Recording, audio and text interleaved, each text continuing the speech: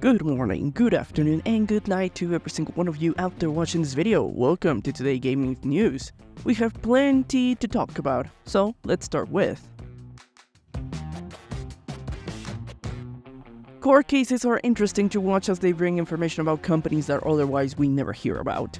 This time the court case between Google and Epic Games has started, and many details will start to be revealed. A significant one is the Epic Games Store. 5 years after its launch, it remains unprofitable for the company. This was revealed during Monday's session on court by Epic themselves. Originally, the store hit the marketplace in December 2018 as a rival to the Steam platform. Epic has tried to sniff out customers with free weekly games and give it more revenue to developers if they select their storefront to sell games. Unfortunately, both paths cost Epic Games tons of money that can seem to come back to their pockets. In August, the company announced a new Epic Games Store exclusivity in another try to steer developers from competition. In my humble opinion, more than giving out free games, don't take me wrong, I love claiming them, one of the biggest problems of the Epic Games Store is the store itself. Though Steam's own digital store isn't perfect, it does have a better UI and functionality than Epic Games Store lacks. If they truly wish to pull players in, a big thing that must be a revamp is the store. Better accessibility to the player's library, more options to view the store, less chunky and more user-friendly. Lacking a proper review section in the game's store page is a crime as well. So yeah, work on your store, Epic. Not everything is dark and gloomy for the Epic company. Last week, Fortnite released one of the biggest updates in recent years by bringing back their OG map, as well as weapons and utility items from their earliest season in Chapter 1. Though a lot of newer mechanics were kept, like the no build mode or sliding and swimming in the game, still the game broke 44 million player logins on Saturday. Nostalgia is a powerful tool.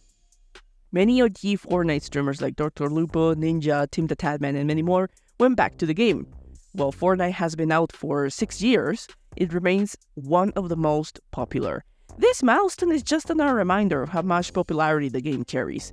Now, the OG map won't be here forever. It will only last till December 2nd, so if you haven't jumped in, you got 1 month to do so. Interesting news developed for Xbox. This past Monday, it was announced a collaboration between Xbox and InWorld. InWorld is a company that uses AI tools to create toolsets that assist in the creation of dialogue, story, and quest design. This partnership between the two companies looks to help developers of any size. According to the general manager of InWorld, the toolset includes an AI design copilot that assists and empowers game designers to explore more creative ideas, turning prompts into detailed scripts, dialogue trees, quests, and more. Also, an AI character runtime engine that can be integrated into the game client, enabling entirely new narratives with dynamically generated stories, quests, and dialogue for players to experience. Now, this news has two sides of the coin. On one side, the use of AI in the entertainment industry is still controversial and shaky. Many voice actors express concerns over the incorrect use of the tool and cutbacks on the pays for actors.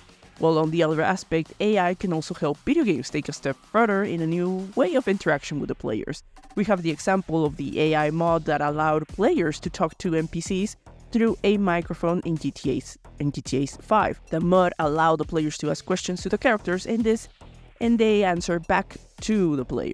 It is extraordinarily technology, I am not gonna deny that. Still, the cons of using AI remain palpable, especially with a possible strike happening also in the gaming industry. So this is quite interesting, let's see where it goes.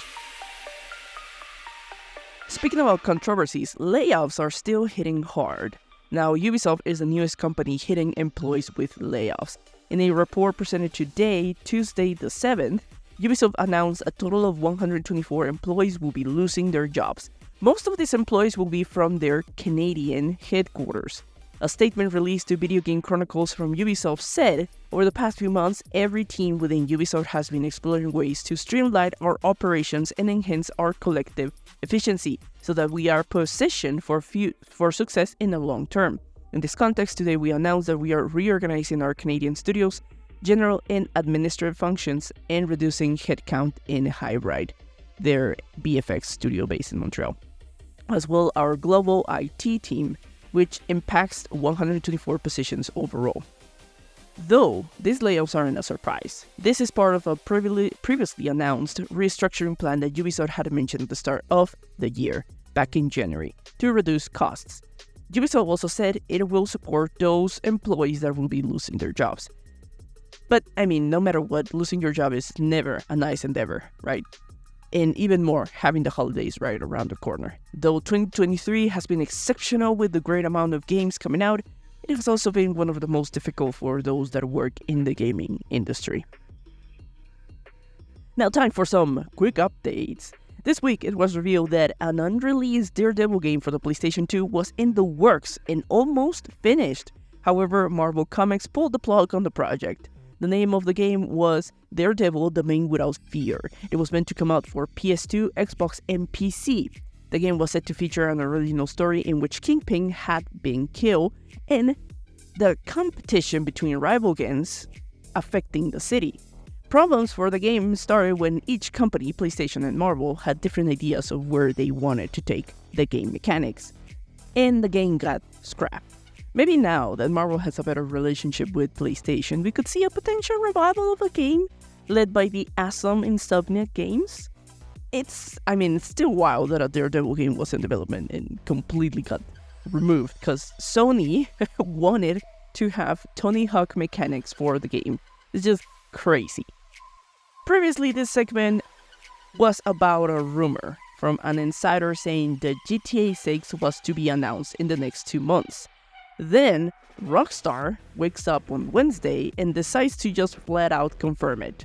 That's right, a GTA 6 trailer will come out in early December.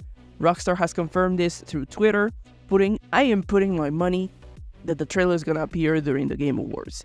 It fits. And it is the perfect venue to do it.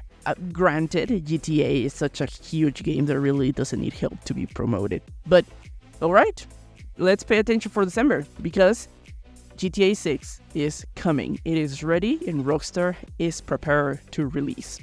But that's all for this episode. What are your thoughts on this gaming news? Let me know in the comment section. I'm the Honey Badger, and I like to talk about everything gaming, from news to games. If you liked the video, remember to leave a like and share. It really helps. Don't forget to subscribe. See you on the next video, hopefully with a better, because right now I'm a little bit under the weather.